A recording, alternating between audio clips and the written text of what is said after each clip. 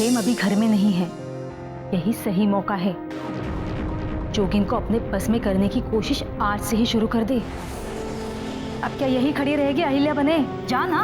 क्यों हमेशा अच्छे और नेक लोगों को ही परेशानियां उठानी पड़ती है? जैसे अभी इसी वक्त मेरे बाबा उठा रहे हैं। आज किसी और की वजह से वो जिंदगी और मौत के बीच में जूझ रहे हैं।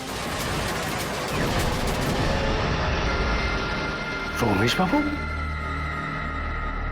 ये कैसे हो सकता है? नहीं हेम जी, रमेश बाबू बहुत अच्छे इंसान हैं। मैं ही उनके काबिल नहीं हूँ। तो क्या तुम्हारे और रमेश के बीच में कुछ? जब तक तुम्हारी सच्चाई मैं दुनिया वालों के सामने नहीं ला देता, तब तक मैं तुम्हारी मौत के बारे में किसी को कुछ नहीं बताऊंगा। कमला मिल गई है? मैं समझा नहीं, कहाँ थी कमला?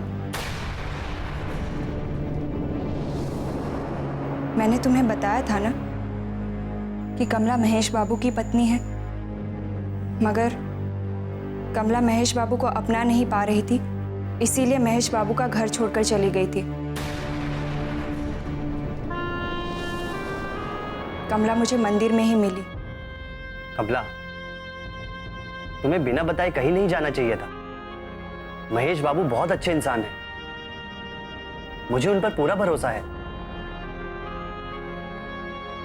कमला दी, आप कब आई? और ये क्या हाल बना रखा है? अरे बेचारी को अपने पति का घर रास नहीं आ रहा है। बॉडी, मैं महेश बाबू को टेलीफोन करके आता हूँ। जोगिन बाबू, मैं यही बताने आई थी। महेश बाबू का क्लिनिक से फोन आया था।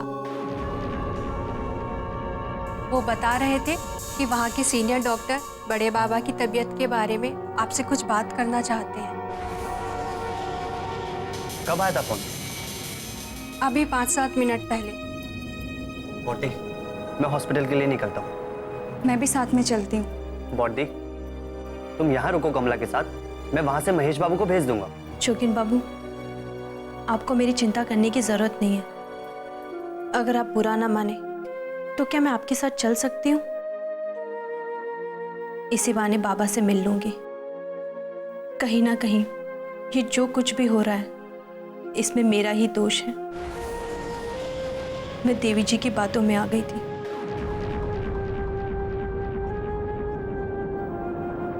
मुझे उनकी बातें सुनने से पहले ये जानने की कोशिश करनी चाहिए थी कि जिसे मैं अपना पति मान के अपने अधिकारों के लिए लड़ने चली आई, वो मेरे पति है भी या नहीं। कमला, इसमें तुम्हारा कोई दोष नहीं है। तुम्हारी जगह कोई और होता तो ऐसे ही रिएक्ट करता। बॉडी, तुम घर से बाहर अकेली नहीं जाओगी। जब भी जरूरत हो कक्की या परी को साथ लेकर जाओगी, अकेली नहीं जाओगी। जोगिन, मैं ठीक हूँ, तुम खामखा में परेशान हो रहे हो। बॉडी, तुम्हारी चिंता तो लगी रहेगी ना? ठीक है, आगे से नहीं करूंगी। मैं कमला को अपने रूम में लेकर जाती हूँ।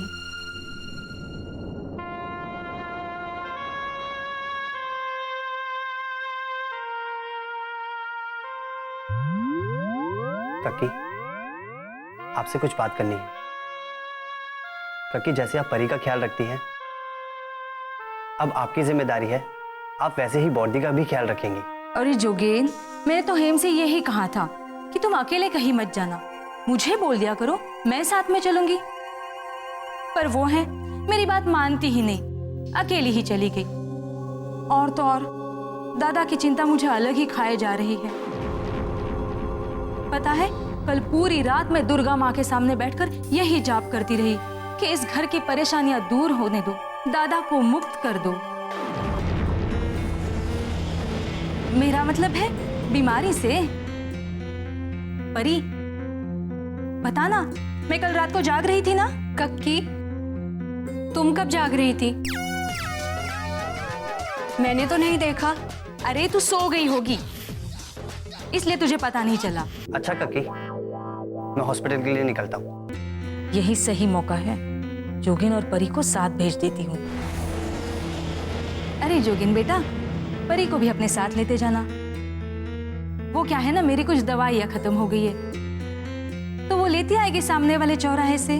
पर कक्की, तुम्हें कौन सी दवाई लगती है? तेरी इन बातों से मेरा सर पकड़ा रहता है ना, उसकी दवा। अब जितना कह रही हूँ उतना सुन और जा। चलो परी।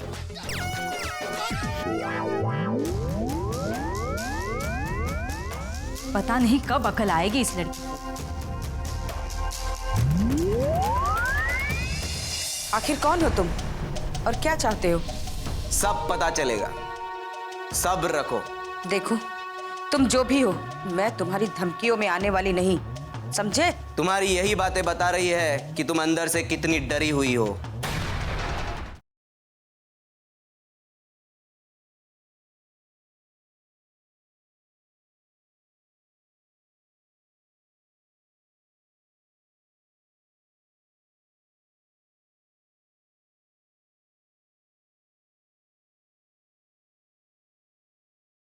ऐसा प्रेम कहाँ।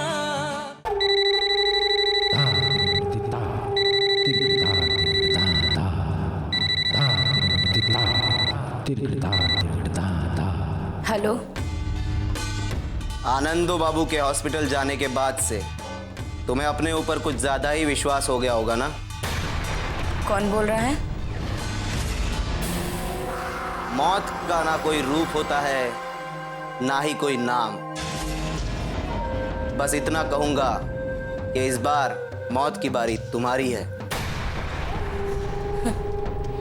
मौत को हम तक पहुंचने के लिए 100 बार हमारी इजाजत लेनी पड़ेगी। इंसान का विश्वास उसे चौकन्ना रखता है, लेकिन अति विश्वास उसे अंधा बना देता है।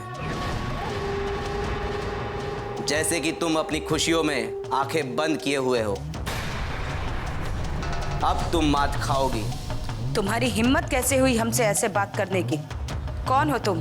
तुम मेरी हिम्मत के बारे में सोचना छोड़ के अपनी बर्बादी का मंजर देखने के लिए हिम्मत जुटाओ। तुम मेरे सामने क्यों नहीं आते? क्या मेरा सामना करने से डरते हो? मैं तुम्हारी सारी चाल समझता हूँ देवी, और सही वक्त आने पर तुम मुझसे देख के हैरान रह जाओगी और उस वक्त को कोसोगी कि क्यों हमारी पहली मुलाकात भी हुई थी। आखिर कौन हो तुम और क्या चाहते हो? सब पता चलेगा, सब्र रखो। देखो, तुम जो भी हो, मैं तुम्हारी धमकियों में आने वाली नहीं, समझे? तुम्हारी यही बातें बता रही है कि तुम अंदर से कितनी डरी हुई हो। यकीन नहीं होता तो अपने माथे पर हाथ फिरा के देख लो।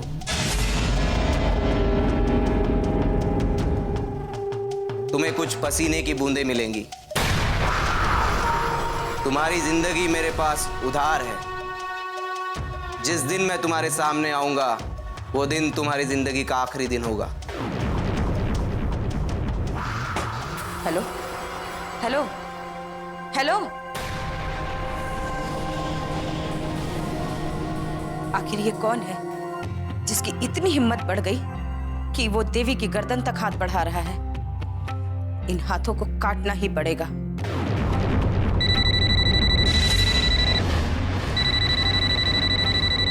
इस बार तो इस बहरूपियों को ऐसा सबक सिखाऊंगी कि जिंदगी भर किसी को फोन करने में इसके हाथ कांपेंगे।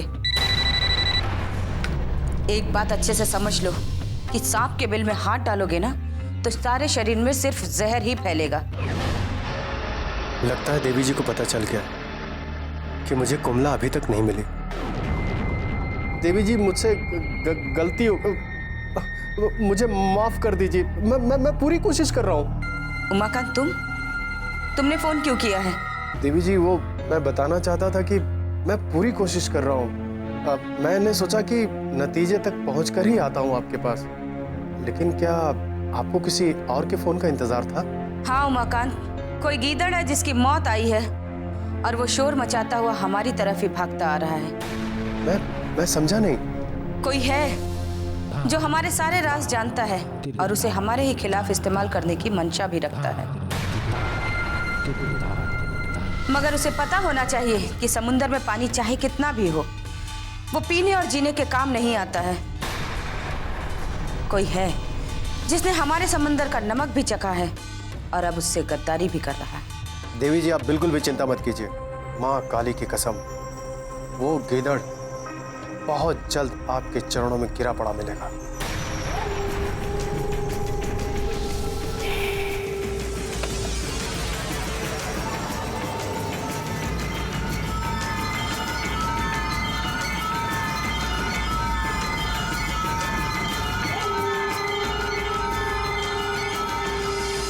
तुम्हें मुझे मिलना होगा,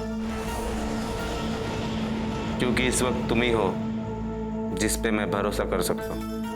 मैं कुछ समझा नहीं। सब समझ जाओगे। काली पहाड़ी के पीछे वाले खंडर में मैं तुम्हारा इंतजार करूंगा।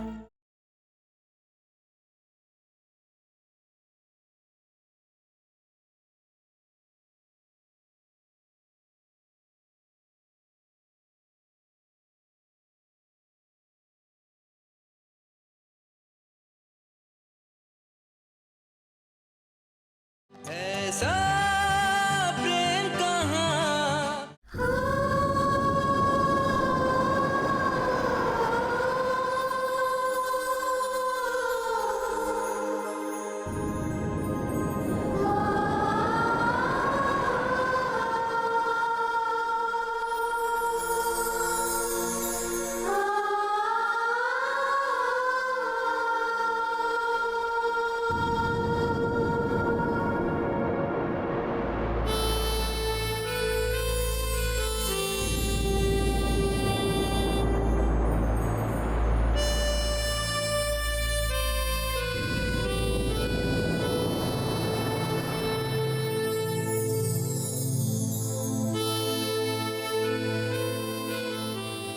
ये लो, महेश बाबू आ गए। जोगिन, बाबा कैसे हैं? ठीक है, चलो परी।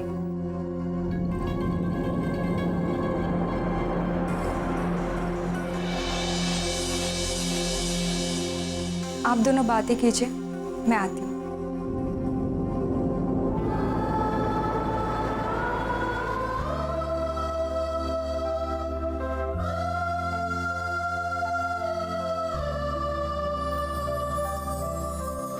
ये क्या बचपना था कमला? तुम क्यों मुझे छोड़कर ऐसे चली गई? जानती हो मैं कितना परेशान हो गया था। आखिर बात क्या थी? तुम्हें मुझसे कोई परेशानी थी या मेरी कोई बात का बुरा लगा क्या? आपका इतना प्रेमी है जो मुझे आपसे नजरें मिलाने की हिम्मत नहीं दे पाता। ये कैसी बातें कर रही हो? ये मेरा सौभाग्य है कि आप मेरे पति हैं, मगर मैं आपकी पत्नी बनने की लायक नहीं हूं। सिर्फ इतनी सी बात? अरे इतनी सी बात पर कोई घर छोड़कर जाता है क्या? और अगर अभी तुम इस रिश्ते को लेकर आगे नहीं बढ़ना चाहती तो भी तो हम एक ही छत के नीचे दो अच्छे दोस्तों की तरह भी तो रह सकते हैं।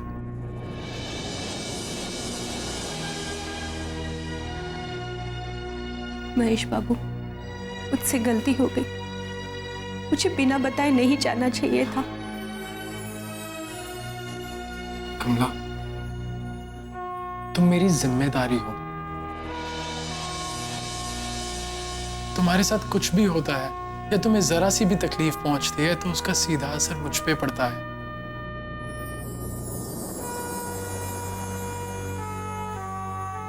वादा करो कि आगे से ऐसा कभी कुछ नहीं करोगी। जानती हो कमला, पति पत्नी दो लोग होते हुए भी एक दिल एक दिमाग से चलते हैं। तभी उनका जीवन, तभी उनका घर आसानी से आगे बढ़ पाता है। और हमें भी ऐसी ही कोशिश करनी चाहिए। मैं आगे से इन सब बातों का ख्याल रखूंगी।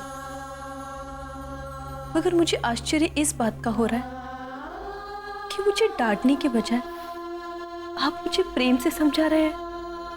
क्योंकि चीखने चिल्लाने से किसी भी समस्या का हल नहीं निकलता।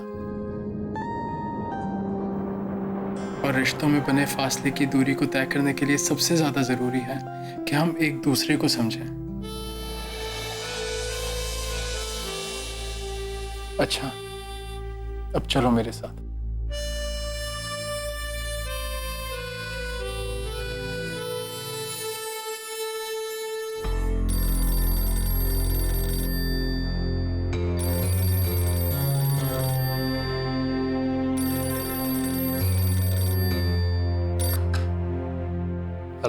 अगर मैं गलत नहीं हूं तो मेरी बात बारीन से हो रही। जी बारिन बोल रहा हूँ। आप कौन? एक अजनबी, एक ऐसा अजनबी जिसे तुम्हारे मदद की जरूरत है। मैं कुछ समझा नहीं। सब समझने के लिए तुम्हें मेरे सामने आना होगा, और ये तभी पॉसिबल है जब तुम मुझे मिलोगे। मैं तुम्हें जानता नहीं, पहचानता नहीं, तो मैं तुमसे मिलने क्यों आऊँ? तुम मेरे क्लाइंट हो क्या? देखो बारीन, जिंदगी में कुछ राहें न जाने कहाँ तक जाती है, पर जाते जाते वो एक छोर पे मिल ही जाती है। और मैं और तुम ऐसी ही दो राहें, और छोर है हमारा दोस्त रोमेश। रमेश? तुम रमेश को कैसे जानते हो? सब बताऊंगा, तुम्हें मुझे मिलना होगा, क्योंकि इस वक्त तुम ही हो जिस पे मैं भरोसा कर सकता हूँ। मैं कुछ समझा नहीं। सब समझ जाओगे। काली पहाड़ी के पीछे वाले खंडर में मैं तुम्हारा इंतजार करूंगा।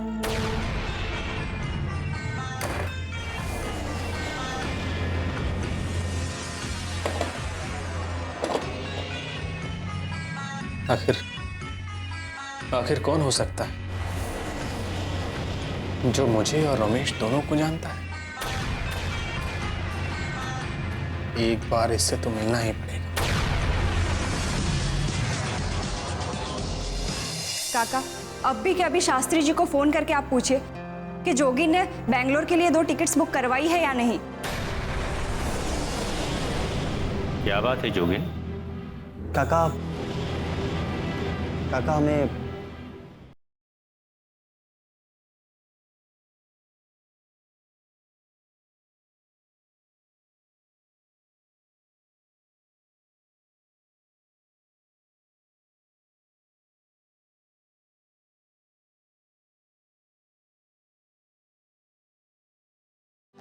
ऐसा प्रेम कहाँ। नमस्कार शास्त्री जी, मैं जोगिन।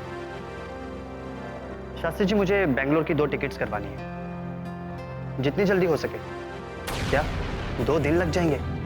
चलिए ठीक है, आप बुक करा दीजिए, मैं शाम को आके कलेक्ट कर लूंगा। अभी मैं रखता हूँ, नमस्कार।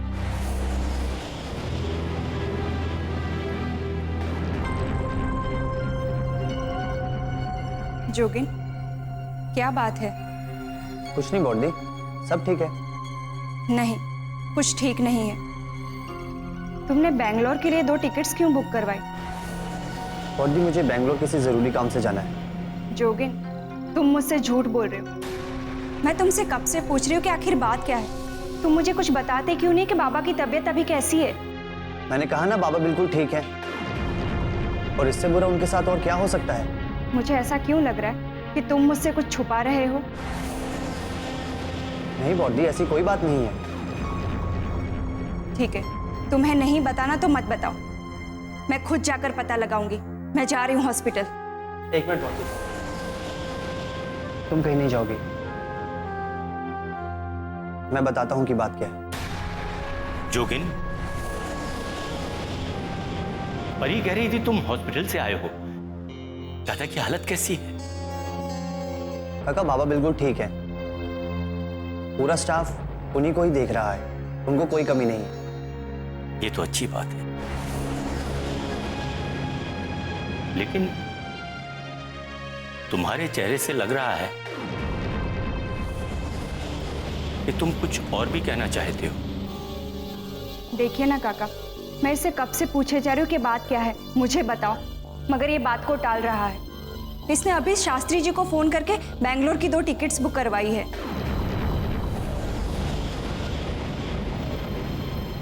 क्या बात है जोगिन? काका, बॉडी झूठ मूठ में बात बढ़ा रही है, ऐसी कोई बात नहीं है। ठीक है काका, अब भी क्या अभी शास्त्री जी को फोन करके आप पूछिए कि जोगिन ने बैंगलोर के लिए 2 टिकट्स बुक करवाई है या नहीं। क्या बात है जोगिन? काका, काका हमें बाबा को बेंगलोर शिफ्ट करना पड़ेगा।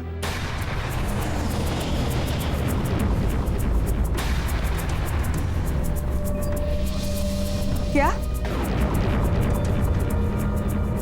मगर क्यों? मुझे हॉस्पिटल से फोन आया था। मैं बाबा के डॉक्टर से मिलने गया। उन्होंने मुझे बताया कि बाबा के ठीक होने की उम्मीद बस की जा सकती है।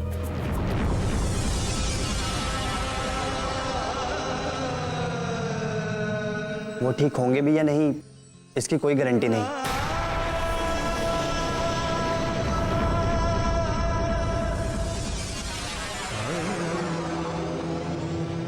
ये सुनकर मैं उन पर भड़क गया, मगर फिर मुझे डॉक्टर ने बताया कि बाबा के ब्रेन में ब्लड का पैच है, जिसको ऑपरेशन से ही ठीक किया जा सकता है।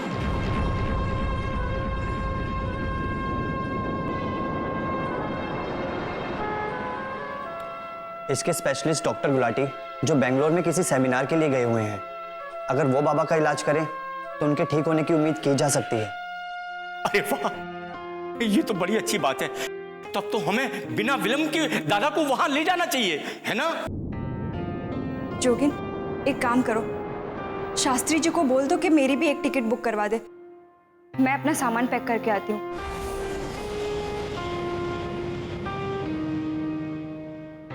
जोगिन, दादा के ठीक होने की उम्मीद की खुशी तुम्हारे चेहरे पे नजर नहीं आ रही, क्या बात? ऐसी कोई बात नहीं है काका। बाबा ठीक हो जाए, आधा दुख तो हमारा वैसे ही दूर हो जाएगा। मगर ये मगर क्या? काका, मैं बॉडी के सामने आपको बताना नहीं चाहता था। डॉक्टर मुझे बता रहे थे कि ये ब्रेन के जो ऑपरेशंस होते हैं बहुत ही रिस्की होते हैं। 90% केसेस अनसक्सेसफुल रहे।